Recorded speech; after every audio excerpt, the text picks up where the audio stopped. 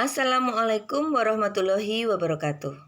We meet again today and hopefully that all of you are fine. Before we start our lesson today, let's begin by saying basmalah together. Bismillahirrahmanirrahim.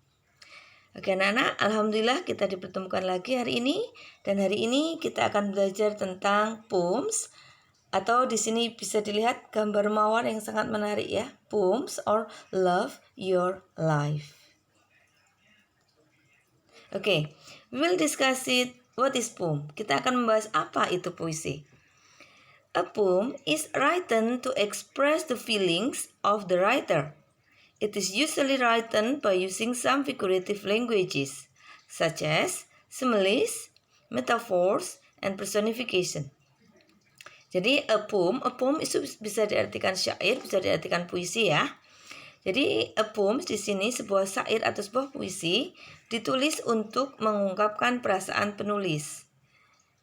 Jadi ketika kamu merasa senang, kamu bisa bikin puisi, sedih, benci, marah, itu bisa kalian ungkapkan dalam bentuk puisi.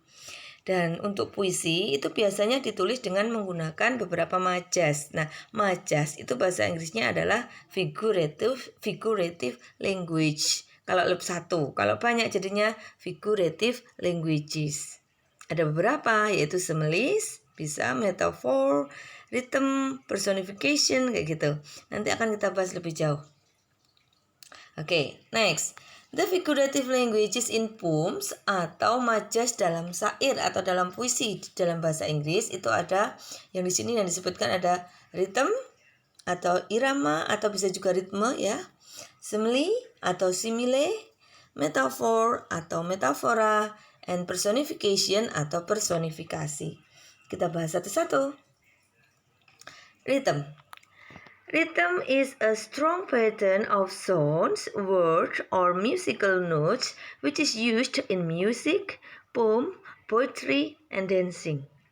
Jadi rhythm atau ritme atau irama adalah sebuah pola nada atau keras lemahnya nada atau kata.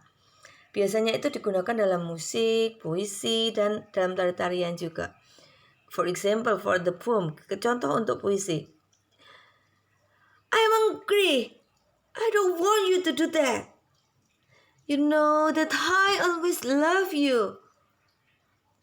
But why you always make me disappointed? Dilihat di situ ketika dia marah dia berkata keras, ketika dia mengungkapkan rasa sedihnya dia mengatakan dengan ucapan yang lembut atau yang lemah. Itu disebut dengan rhythm. Next, simile. Simile is a figurative language comparing one thing with another. It usually use words as or like. Jadi simile itu adalah sebuah majas yang membandingkan satu benda dengan benda lainnya.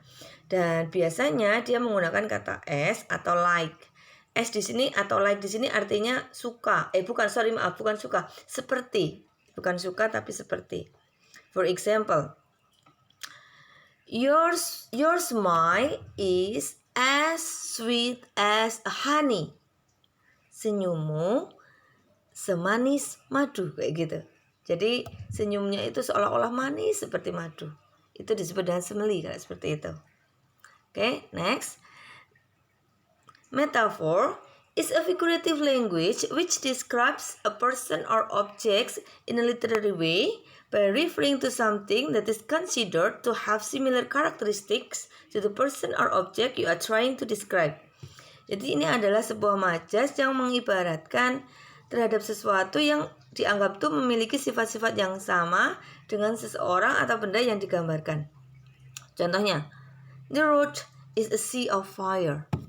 Jalan itu adalah lautan api. Jadi seolah-olah karena jalannya itu begitu tidak halus, tidak mulus, dianggap seperti lautan api. Next, personification. Personification is a figurative language that is used when you give human qualities to an object or animal.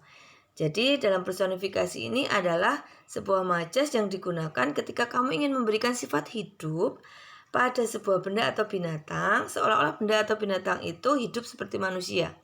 Contohnya, I see the sun smile to me. Aku melihat matahari tersenyum padaku. It's impossible, nggak mungkin matahari tersenyum ya. Matahari bersinar, tapi di sini dijadikan seperti seolah-olah tersenyum, personifikasi. Atau bisa juga the bird is singing, burung bernyanyi. Burung kan nggak bisa bernyanyi, bisanya bukan bernyanyi ya. Tapi seolah-olah dia dikatakan penyanyi, itu disebut personifikasi. Oke, itu semua adalah jenis-jenis majas atau kalau dalam bahasa Inggris itu disebut dengan figurative language. Oke, the study for today is enough. Hari ini belajar kita cukup. Kita bahas tentang materi poem dulu. Nah, for your exercise atau untuk latihannya, silahkan you have to make an example of figurative language there. Kalian buat contoh kalimat dari majas-majas yang ada di situ. Oke, thank you for your kind attention. Goodbye, see you. Wassalamualaikum warahmatullahi wabarakatuh.